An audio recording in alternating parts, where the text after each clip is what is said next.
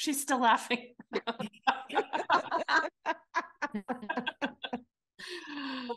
That's so funny.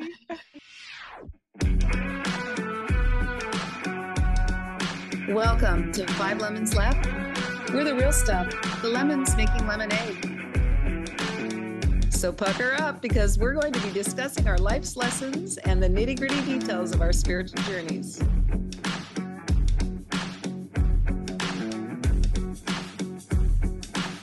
Hey y'all, I'm Amanda. And I'm Drusilla. I'm Melissa. Hello, this is Morgan. And I'm Penny. Welcome to our podcast today.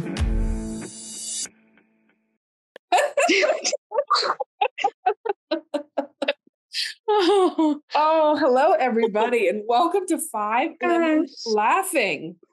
If you're new here, we are a group of ladies talking about spiritual stuff and applying spiritual principles to everyday life.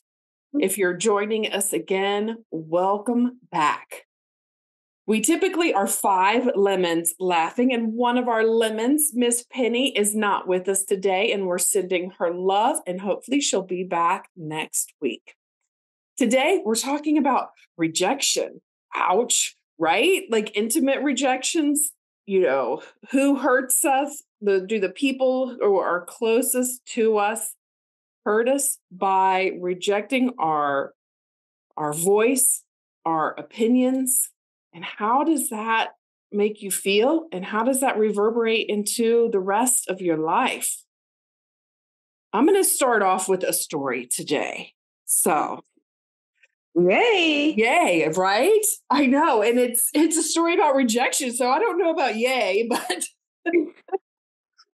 through the lens of this happened when I was 10, 12, somewhere in that neighborhood. And through the lens of time, I'm 50 something now. So I have a different perspective than when I was actually moving through it. So I'm, like I said, maybe 10, 12 years old. It has to do with my grandmother, my brother, and my stepmom. And what had happened was, sorry, I'm laughing because it really hurts, right? That's my defense mechanism, is laughing a little bit. So my stepmother was not integrating in the family well, to put it mildly. And there was something going on with my brother and my stepmother. And I don't remember all the details because it was 40 years ago. But I remember my brother saying something to me and in confidence. And then my grandmother was visiting, and she didn't really like my stepmother that much in the beginning. And she was talking to me and asking me questions that made me feel uncomfortable. So that was really my first clue that something was not happening right. But I was, let's just say 12 years old, right? It's my grandmother. Like, there's a level of trust. And she was getting me to answer things that I didn't want to answer through manipulation. I don't remember the exact details, but she was manipulating me into telling her something that I didn't want to tell her. And then the shit hit the fan, right? Because of course she went back to my dad, to my stepmother, to my brother. And my brother came back around to me and was like, how could you tell? I told you that in confidence. And I felt my little self contract. Contraction is the best way to describe it. Like, it's almost like a hit of adrenaline that implodes. That's how it feels, that adrenaline rush that just locked me down. And then shame, guilt, anger, frustration, all of those things just started all at once, bubbled out with nowhere to turn. And what I'm seeing now through this lens of time is all the little ways that it has manifested in throughout my life. So that instant taught me to not share with family. Like the big stuff, it was not safe to share. So that meant growing up that I couldn't confide in my grandmother. I had a real distrust for telling any authority figure, like deep stuff.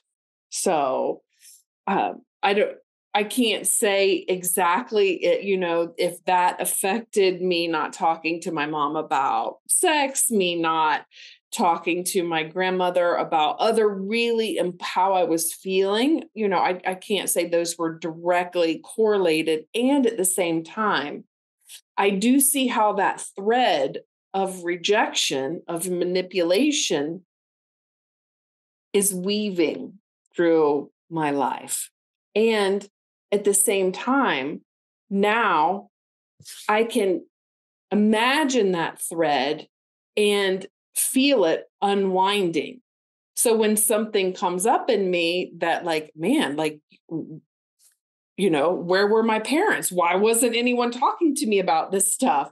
I can feel that little thread originating from that story, weaving through it. And it allows it to be lighter. It allows it to unwind a little bit. So that's my healing journey with one level of rejection and seeing how it manifests, and also now being able to unwind it. I know that was heavy. Crickets. Well, I hope everybody out there in listening land is really contemplating, hopefully that took you back to a time where you felt that rejection and are contemplating, I see that thread in when I was 20, when I was 30, when I was 50, and just allowing that grace to unwind. And part of what we learned through the Course in Miracles is that we are all one mind. And as I let my grandmother off the hook for getting this information out of me, as I let her off the hook and don't judge her for doing it, although I wish it would have been different, but it wasn't. So letting go of that judgment, letting go of how my brother rejected me, also helps to unwind the whole lineage, letting go of all dimensions of time and space, and freeing the one mind, freeing my mind and the world's mind. Oh, I love that. Mm-hmm. I do. It prompted me to have a question, and this is just not just for you, Amanda, just throwing it out there because it's got me in a little bit of a entanglement with my own mind. Mm-hmm. So do you think that was the experience that created the trigger, or that you already had to have something there to attract that experience to feel uncomfortable about it? Meaning, there is a case where someone that could happen and they shrug it off and not feel the way you felt about it at 12. So I guess it's more of a general question, right? Yeah. At what point is it that we decide to hold on to that versus it just rolling off and becoming a nothing? So that's what I was thinking about. For me personally, I know that it was a lot more in that because my brother and I would travel back and forth between my mom's house and my dad's house. And this new person was taking my dad's time away. So there was a level of rejection there. There was conflict already existing. And I know that like I was a little raw because of really wanting to be important and wanting to be, my dad's one and only. And now that there's another person here with other rules. So I know that I was part of that story on whatever level. Like, it doesn't even matter what the level was. And if it was my mom's story and my dad's story and my grandmother's, I mean, clearly it was all of our stories. But one of the reasons, that's such a great question, Drusilla, is because it was so raw, that, fear of rejection, that fear, for me specifically, fear of male rejection. And my brother ended up living with my dad full time, right? And so on some level, that was another form of rejection from the men in my life, which changed a little bit about how I was able to relate to men and needing that male attention.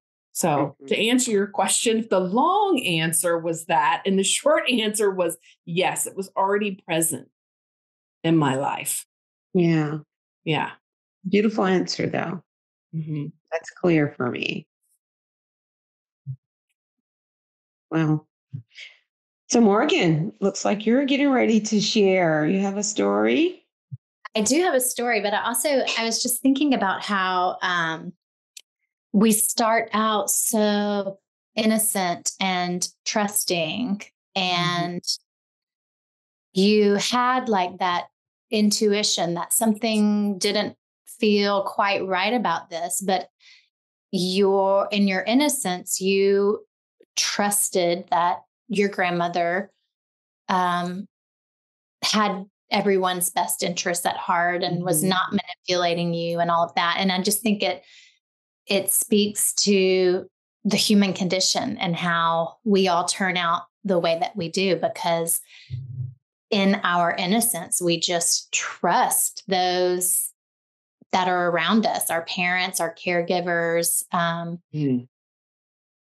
And as we start to experience these betrayals as children, it's like our little wide open hearts just slowly start to close up, and we build that armor, and it shapes us into these adults who experience these rejections in these other ways later in life. Yeah, I just think that's interesting, hearing that example of rejection from childhood. Yeah. So my story of rejection is from more recently. I have started on this A Course in Miracles spiritual path about 2016, and I started off, in the Southern Baptist Church growing up, and then I sort of went through a spell of just nothingness, not really knowing what to think about any of it. And then I discovered A Course in Miracles, and then it had my heart. It just completely resonated with me. And so I was all in. And so now I am deeply immersed in this spiritual path. And, I believe that we are, if we're not growing, then we're dying. Like, we're meant to grow, we're meant to evolve, we're meant to change. But of course, with that comes the fear of rejection, and that you're not going to be able to take everyone with you. Not everyone's going to accept this new version of you. And my husband, like one of the reasons that we are together is, he has always been someone who has made me feel more seen for who I am than just about anybody out there. And so especially when he was drinking, he was a mean fighter. He hit you. He knew how to hit you where it hurt. And so I just remember all of these fears about coming out of the spiritual closet to my family, to my friends, and even to John Mark, and really stepping fully, authentically into this new version of me, just getting thrown back in my face during a fight. And I don't remember the exact ins and outs of how it went down and what the insecurities were that were pointed out. But I just remember it was literally all of the exact fears that sort of had been running in my background. And it's just, as you were sharing your story, Amanda, I just identified so many of those feelings that I heard in your story about it not being safe to be yourself around the people that you thought you could trust the most. And just very interesting. And I think a lot of it speaks to what A Course in Miracles calls special relationships. Like, you know, we are this unit that we get each other very, very specially. And then, but we can also use that against each other. And it's just, you know, so anyway, that's my story of rejection from an intimate relationship. And did it change your, how long ago was this? Was it at the beginning of your spiritual journey, yesterday? You know, like that makes a difference. Right. Yeah. Well, it was at least 2 years ago, because it was back before, back when John Mark was still drinking. And it was when we were in our old house. I remember that specifically. And that, what was the follow-up question? What was the other question you said? Is it still impacting you, or do you still have some residuals from that? Well, I think it's really painful. Yeah, it definitely. And I think on some level, I was aware, like, oh my gosh, wow, he is reflecting back to me my exact insecurities. Like, this is all about me. And on some level, I mean, you know, I on some level, I knew, like, he's just being hurtful just to be hurtful. He doesn't really feel this way. And so it was a good growing experience for me. It was a good experience for me to, like, really just confront my insecurities head on, and have the courage to move forward and be who I am anyway, even if I might be rejected. And So Morgan, that is a beautiful statement of the way out, right? Because we all have rejection. That's part of this human experience. And I love that. The courage to, what did you say exactly? The courage to move forward anyway, or something like that, to confront them head on. Right. Yeah. I feel like sometimes we might have to do things afraid. Like, we might be feeling the fear in our body, but then on another level, heart level, intellectual level, we're affirming the truth, these spiritual truths. So just like, it's just like lucid dreaming. Like, it feels fairly uncomfortable. It feels like a nightmare. And I know it's not. I know this is all my own making, and it's all for my benefit. And I'm just going to move full steam ahead anyway. Yeah, I get that. I feel like that's almost how I live my life. Right? I mean, if you're in it fully and you're fully vested in this spiritual growth, that, you know, this way of living, then that's pretty much what you face. Maybe not every day, you know, but you best know that faster you're growing and learning, more challenging the circumstances will seem to be. and that it just becomes the way you learn to navigate, which is you recognize it, you might even feel it in your body, but you move forward according to the truth and the light and what you know to be right. Right. You know? Yeah. Because Yeah. courage, like the root, doesn't it have to do with the heart? Like the root word cur has something to do with the heart. So it's like, it's not that you're not going to feel any fear, but fear lives somewhere else. It's not in the heart, you know? Mhm. So experiencing the fear and doing it anyway, that's courage. Yeah. Yes. Like this podcast, right? This, for Mhm. me, this took courage to talk about coming out of the spiritual closet, right? Because Yeah. we are intentionally putting this out there so others can learn from what we've gone through. Mhm. Yeah.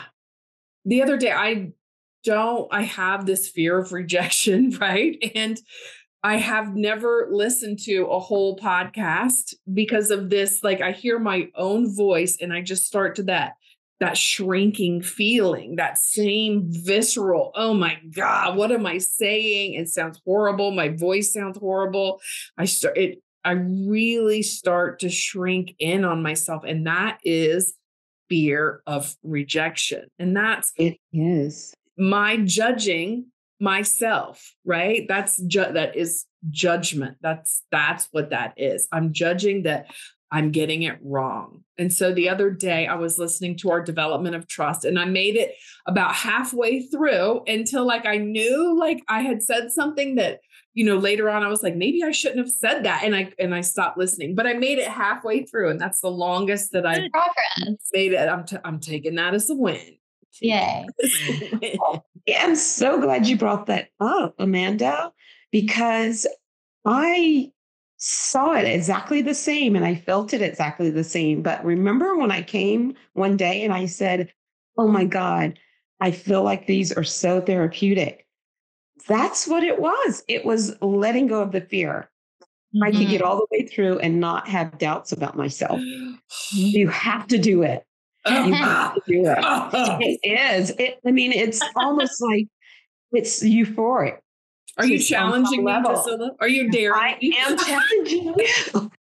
Double dog daring me. And double dog dare you to watch it on a huge TV. Let's just get through the wait a minute. to it first. Melissa, you're getting out of control. That's the one I had to stop. I've listened to a lot of them, but then when I watched it on this huge TV in my bedroom, I was like, oh, we got to turn that off. That's way too big. Mm-hmm. That's so funny. But yes, it truly, I'm so glad you brought that up about the podcast because I experienced the exact same thing. And I think we discussed it and we all kind of had the same fears. But as soon as I started editing and had to watch them all the way through, I felt this release of something, and it felt very euphoric. Yeah. Well, and isn't that the most intimate form of rejection is that self-rejection. And we couldn't draw unto us these experiences where people are not being trustworthy or where people are rejecting us if on some level we weren't already rejecting ourselves or untrustworthy towards ourselves. So that's where the healing work comes in. Yes. The same as betrayal. All rejection is self-rejection. It doesn't show up otherwise. You're right, Morgan. That's a real kick in the pants when you start thinking. That is major. But that like is major. In your story, Amanda, you were already dealing with so much rejection and so much disruption and, not feeling good enough or am I not loved? Or all these, your ground was being moved out from underneath you. And, kids at that point only like self-reflect because they're the middle of the world to them in their own eyes.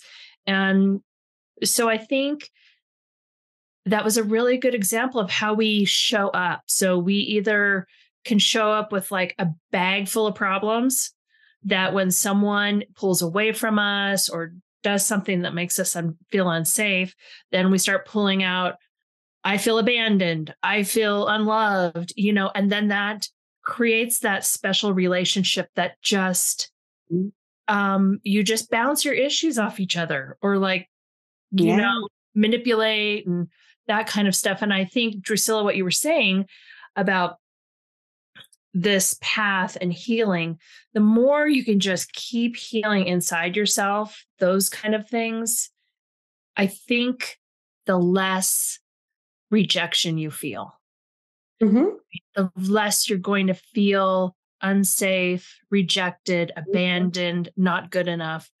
Yeah. Those things don't come out because you're healing them.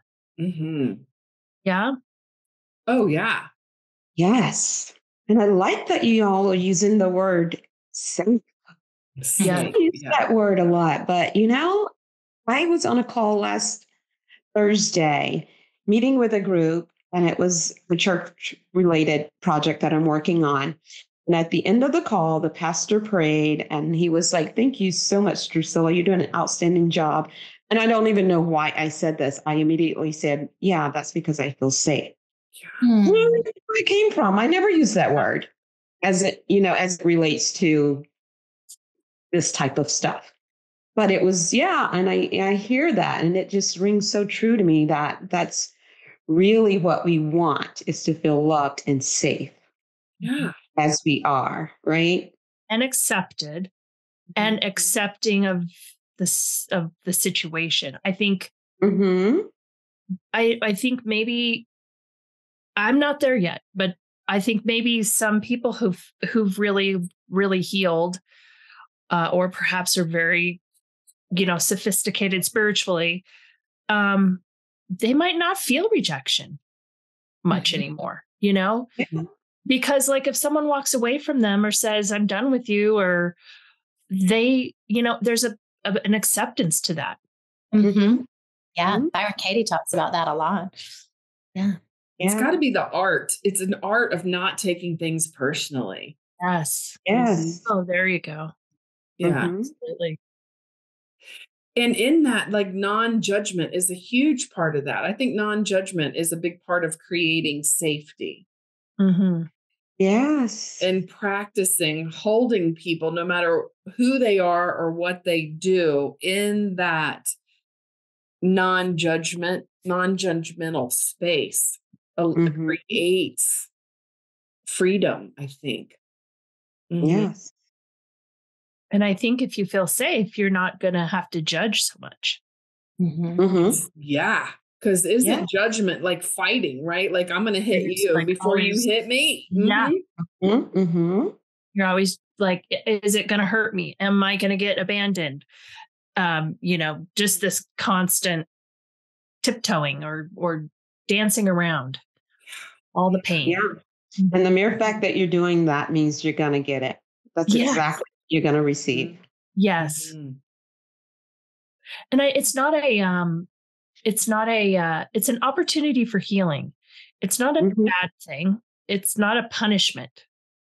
If you get rejected and it's a reflection on you, it's not because you're a bad person or you've done something bad. It's really an opportunity to heal those parts in yourself that feel unsafe and are depending on these people outside of yourself to make you feel safe, or, don't fight with me, don't fight dirty, all that kind of stuff. So, I think rejection can be what our teacher, Jennifer Hadley, calls, the divine alarm clock. It can be like, oh, I've put a lot of my safety is attached to this person. And if it really hurts, then I can see, I might have to do a little work inside to feel safe on my own. Yes. So what is it? How do we create that safety? Like, so that's a big question. Yeah. Yeah. So for me, like really looking at the topic of rejection this week and thinking about my grandmother in that story, when I would feel any type of rejection coming up or any doubt or fear, like I was able to unwind it, like forgive it on a deeper level, which creates more safety in me and then creates that feeling of safety for those around me. Yeah. Yeah. I think it's also about just looking at, where do I reject myself? Where do I continuously energize and affirm that I'm not good enough, or that people aren't going to like this new me, or that, you know what I mean? Like, where am I not showing myself the love that I would like to see reflected back to me? Because I can only receive what I believe that I'm worthy of receiving. Yes. Yeah. And that is, I think Morgan just did a good job in explaining how to grow through spirit, through the invisible versus through pain, right? Versus through waiting until there's conflict or real rejection. Self-analyzing and understanding and knowing that internally and working through it through the invisible, having the trust and the faith that all things are working out, to your good. That is the ideal way, but we all still probably experience it and going through it through form, which is when conflict shows up or rejection shows up in our everyday lives. Yeah. If we're not willing to see where we're rejecting ourselves, then the universe will certainly do what it'll show us. How big should this mirror be? Yeah. Yeah. So I know we're wrapping up, but how do you not reject yourself? Like, how does it show up? If you're not working it out on somebody else and you're doing it, for yourself, like, how does it show up and how do you change that? I can share what works for me. Yeah. I have a spiritual counseling buddy who is also in a spiritual counseling certification program. We're both going through the process at the same time. And we have been trading counseling sessions for almost 2 years now. And so showing up consistently for myself to get that support, and her showing up with the intention of reflecting back the truth to me, like, that's been a game changer for me. Because just this past week, I showed up feeling like I haven't been doing enough. I haven't been making enough progress. I haven't been, all of these self-judgments, they seemed minor. I didn't have any big issues to work on in my counseling session this week. They seemed like minor stuff. But in our session, she was able to reflect back to me, wow, I really am like right on track. I am being guided and led in each moment. I'm doing it. And not that, we need do nothing, but, I can focus my attention wherever I want to focus it. And it's that intention of holding myself accountable to focus on what I really would like to energize. And so those counseling sessions, I have, a weekly small group that I attend. I have a support group that I attend and co-facilitate, all these different ways that I support myself by surrounding myself with people who will reflect back to me the truth. when I may not be able to see it for myself. What do you mean by the truth, Morgan? The truth that everything is working together for my good, the truth that I can't F this up. I can't get it. The path is perfect. And all truly is well, no matter, what appearances to the contrary may be showing up.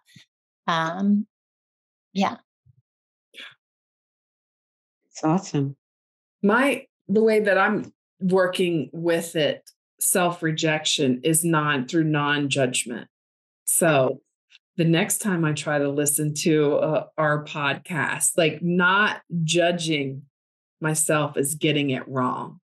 Yes. Yes. Like Morgan said, like, I do want to move forward. I do want to improve the way I tell stories. I do want to show up so more people feel accepted and safe and not judged. And I want to show up as a better person continually. I like the evolution. Mm-hmm. And to do that, I also have to not judge myself as getting it wrong or thinking that I got it wrong. So for me, that number one is non-judgment. Yeah, I think that's mine too. I think earlier on in my spiritual path, it was forgiveness. Mm-hmm. But I think more lately it's non-judgment.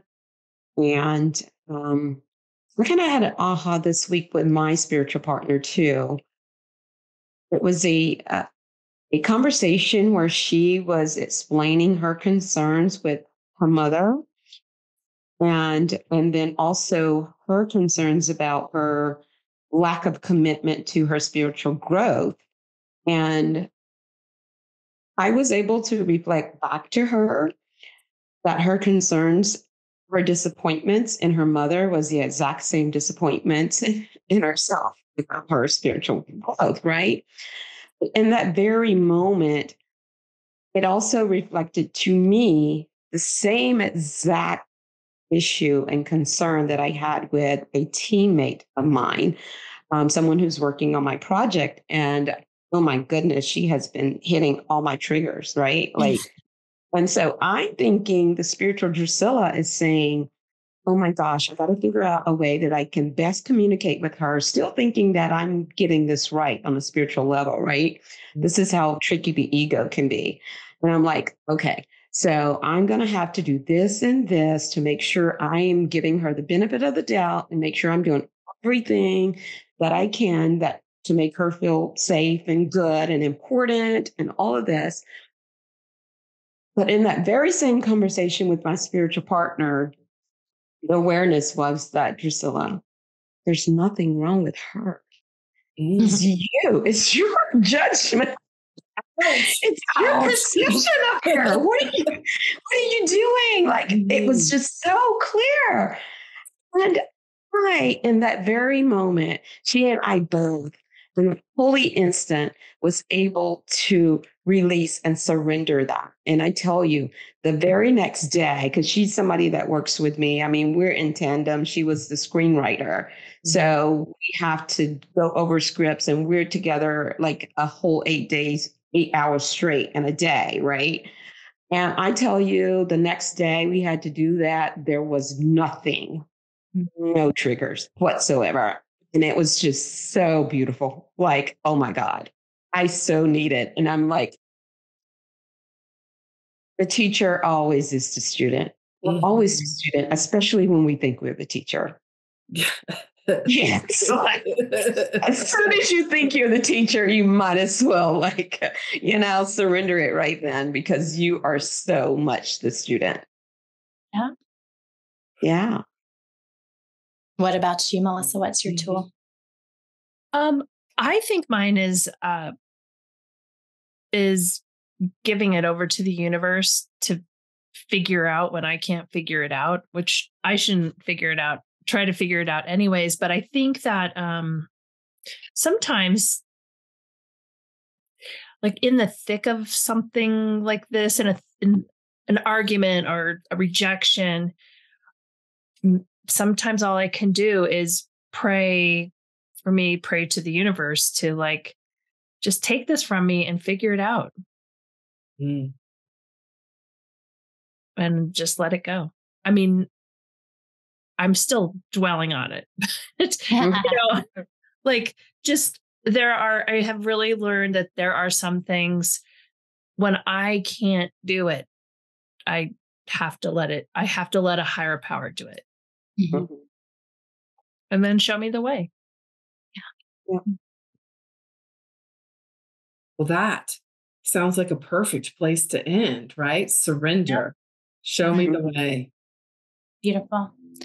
And I guess we don't have any Penny's Post-its today since she's not. We miss Penny. Yeah. I know. Okay. Yeah. Hi, Penny. Bye, Penny. And I'm just going to shout out to Sarah Shearer, my prayer partner and co-counselor that I mentioned earlier in the story. And I mentioned that I'm in the spiritual counseling certification program. Amanda is actually a certified spiritual counselor. So if any of our listeners out there are interested in a counseling session with someone who is spiritually minded and A Course in Miracles focused, I know I have searched the internet for an A Course in Miracles therapist before. So, I mean, we're not technically therapists, but anyway, just offering that as an option. We can share her contact information on our website. And our website is fivelemonslaughing.com. If you'd like to check it out, you can listen to our episodes wherever you listen to podcasts. And we'd love for you to follow us on Instagram, Facebook, and YouTube as well. And thanks for listening. We'll see you next week. Thanks. Bye, y'all. Bye.